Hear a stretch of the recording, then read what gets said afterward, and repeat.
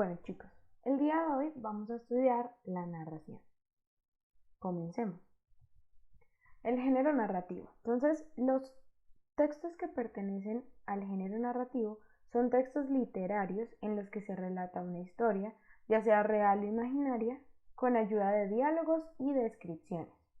Lo que ocurre en esas historias es protagonizado por personajes que pueden ser reales o fantásticos. Ahora, Dentro de los textos narrativos existen elementos y existe una estructura. Un elemento es cada uno de los componentes de un conjunto y la estructura es la manera en la que están relacionados los diferentes elementos que forman ese conjunto, que en este caso el conjunto es la narración. Entonces, los principales elementos de toda historia son el espacio, que es donde ocurre los acontecimientos, el tiempo en el que suceden, los personajes que participan y la estructura es el hilo que conduce la historia de principio a fin. Dice que el episodio con el que comienza una narración se le llama inicio y allí se introduce lo que sucederá en la historia. Luego aparece el nudo, en el que se describe la situación más importante del relato, donde nos cuentan el conflicto, y por último aparece el desenlace, que nos indica cómo terminaron los acontecimientos que anteriormente mencionaron. Entonces, podemos decir que los elementos de la narración son espacio, tiempo y personajes, y que la estructura de los textos narrativos está conformada por el inicio, el nudo y el desenlace. Asimismo, la narración presenta unas estrategias para el desarrollo de sus historias y para el objetivo de los relatos. Entonces vamos a ver cómo el lenguaje narrativo, las descripciones y los diálogos son estrategias de la narración que utiliza el autor de los relatos. Entonces, el lenguaje narrativo es la manera en la que cada historia está presentada y cada historia tiene un orden que se logra a través de ese lenguaje narrativo. Entonces se crea un ambiente de suspenso y el relato se vuelve emocionante para el lector gracias a ese lenguaje narrativo.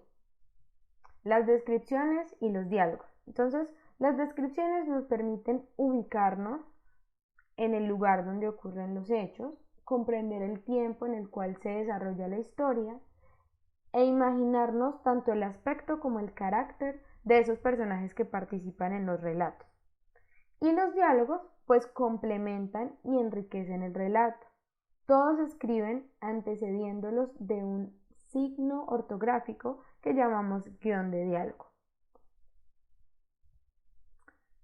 Otro elemento muy importante dentro de la narración es el narrador, que es quien cuenta la historia. En los textos narrativos es el encargado de relatarnos los acontecimientos y existen varios tipos de narrador según el punto de vista desde el cual se cuenta el relato. Vamos a verlos.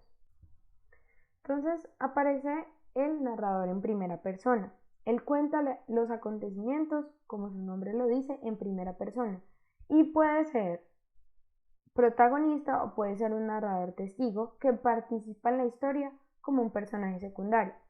Entonces aquí se nos presentan dos ejemplos. Dice el narrador protagonista: gracias a mi flauta he logrado cumplir con las promesas de sacar de la ciudad de Hamelin a la plaga de ratas y ratones, como protagonista. Y como testigo dice: como fiel escudero de mi señor, Don Quijote de la Mancha, fui testigo de las más fabulosas e imaginarias aventuras. También existe un narrador en tercera persona, que él cuenta los hechos desde fuera de la historia, pues no participa en la historia, no es un personaje. Miren la diferencia entre primera persona y tercera persona. En primera persona podemos encontrar expresiones como las siguientes: en mis vacaciones conocí a Frida, una niña sueca, o volví a ver a Caperucita en el camino del bosque. Ahora, en tercera persona, una princesa fue encadenada en la torre de un castillo. Hubo una vez, en un pasado lejano. Miren que cuando es en primera persona este narrador se involucra con la historia, pero cuando es en tercera persona está alejado, hay una distancia entre él y la historia. Así podemos decir entonces que el lenguaje narrativo, las descripciones y los diálogos son recursos de los textos narrativos. Los narradores, a su vez, pueden contar la historia en primera persona o en tercera persona.